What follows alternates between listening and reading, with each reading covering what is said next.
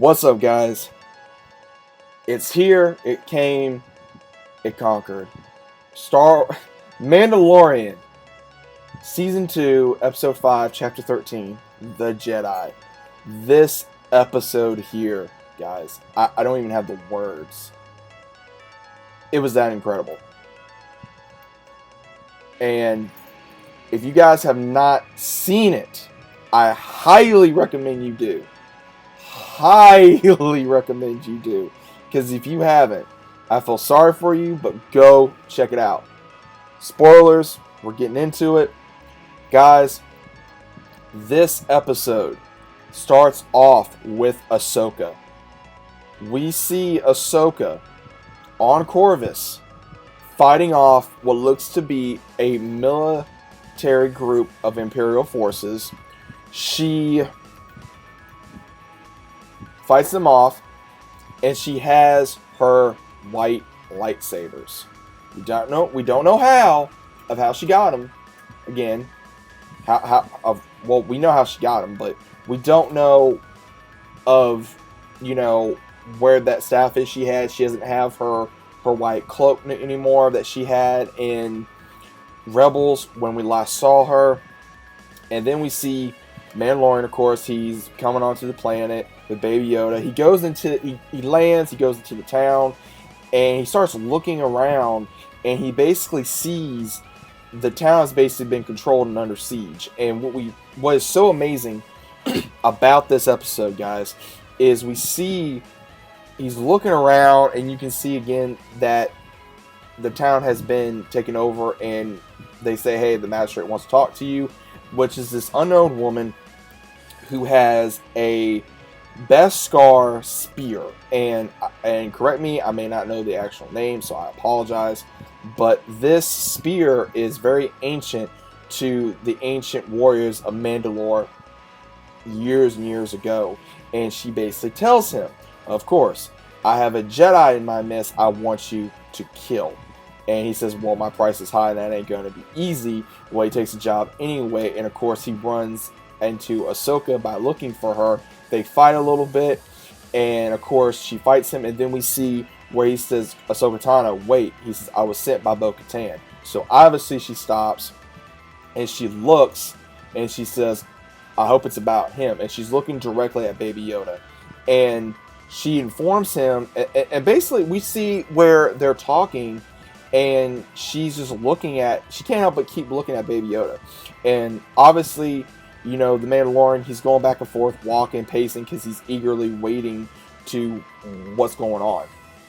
And she just keeps looking at him. And finally, Baby Yoda kind of gestures to pick him up. And obviously he trusts her, obviously, if he's going to ask her to do that. And she goes down, and he said, can you understand him? And she says, yes. She says, in a way. And the way she says this, because we finally get to know about Baby Yoda's now Grogu, which is his actual name, because Ahsoka looks at him, she says, yes, Grogu and I can sense each other's thoughts. And he goes, Grogu? And she says, yes, that is his name. And what was so amazing about this is that he just looks at her and she goes, Grogu. And Baby Yoda's like, And she basically tells him that, through his thoughts, that he was trained at the Jedi Temple for a while during the Clone Wars and before the Clone Wars. And, during the Clone Wars, and then he was hidden away, and someone took him from the Jedi Temple. So we now have confirmation that more than likely he is not a clone, which is fine, out of my opinion. I think it's better now that he ain't a clone, that he's not that he's a different, he is the same species as Yoda, but she even states the only species I've ever seen is a former Jedi. And she brings up Master Yoda, and he basically says that, okay, she says his powers come through the Force. So she explains to him the Force like you would anybody else, And I love this. And the way that they had Ahsoka come across as, which I found very amazing, they had her come across as a Ronin in this episode. And again, if you guys don't know what a Ronin is, it's a samurai without a master. Obviously, Ahsoka don't have a master. And even though she kept being called a Jedi, she did not decline that she was a Jedi. She didn't decline that, say, like we heard her against Anakin, aka Vader, I am no Jedi. And now she's kind of like, yeah, I'm a Jedi, and what's so cool about this is we finally get to see how Baby Yoda origin is released. And she says, he says, I come, to train him. And she says, I don't know. She says, but I'm going to test him in the morning. And what's also cool about this is we see Morai. If you guys look really close, while the Mando is looking for Ahsoka, we saw Morai, aka the bird that we saw in the Clone Wars and Rebels that's always around Ahsoka. So that bird is with Ahsoka. That owl's with Ahsoka. So she basically tests Baby Yoda with the Force to bring a stone to, from her hand to his hand, and he says he's stubborn, and she's watching. She says, well, how about you do it? And he brings out the little ball that he has that one of the controls on the ship, and he says, come on, Grogu, take it. He says, okay. And she says that the reason why he's not wanting to use his powers, his abilities, is because of how long that he was in hiding, and he had to do that to hide his abilities. And she says that she fully understands that, and she states that you don't have to do that. Like, it's okay. You don't have to. And when finally it shows that he is willing to show his powers, she finally explains that I cannot train him. And he says, well, why not? And she basically explains that he's grown too much of an attachment to you.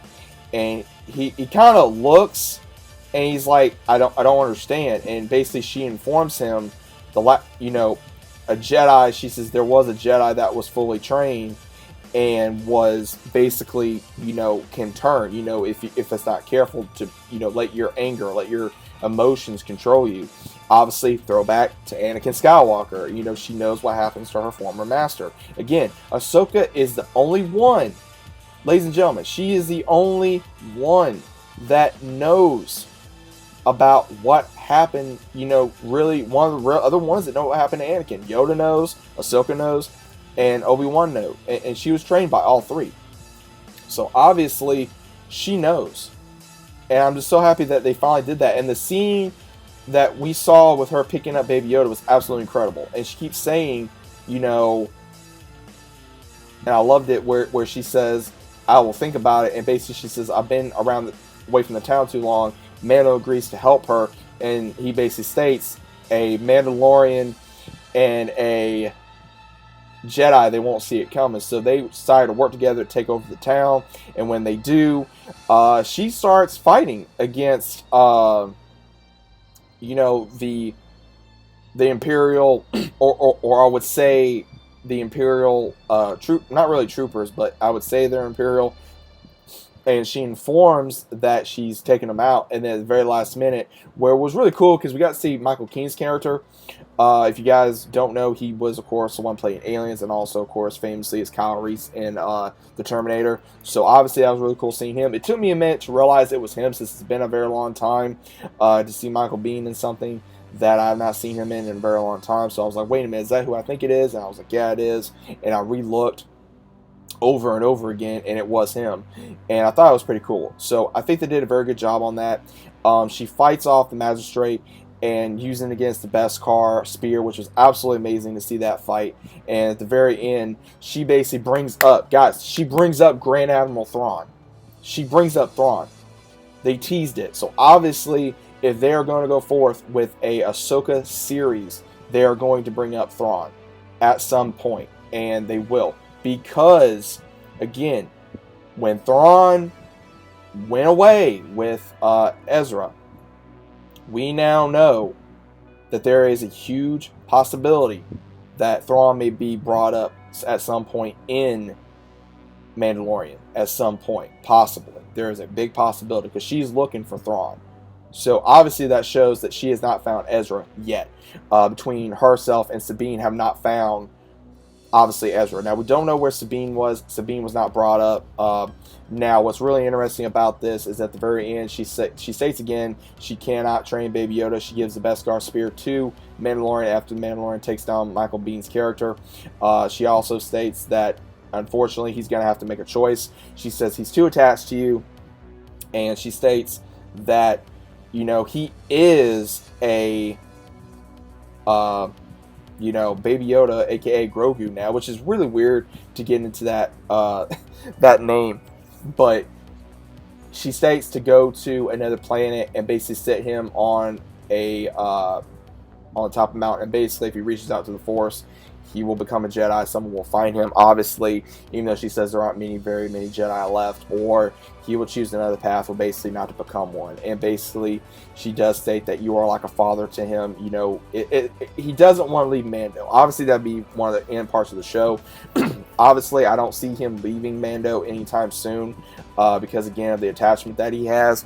But, again, Ahsoka really took the show today. Obviously, she took the episode. Cannot wait to see her again. I gotta say, Rosario Dawson did an amazing job portraying Ahsoka. I was worried.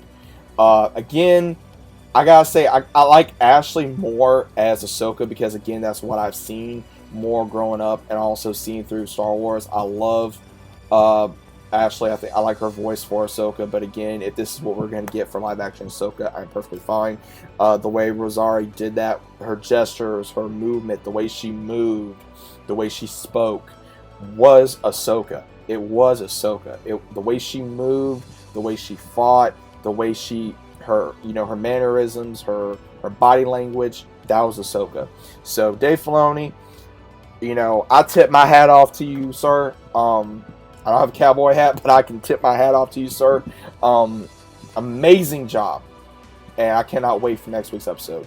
Guys, check this out. Let me know what you guys think about this in the comments. If you guys are new to the channel, consider about subscribing. Let's have a great conversation in the comments down below. And in Dave Filoni, we trust. Because this man deserves the helm of Star Wars. Hands down. Let me know what you guys think, and we will talk soon.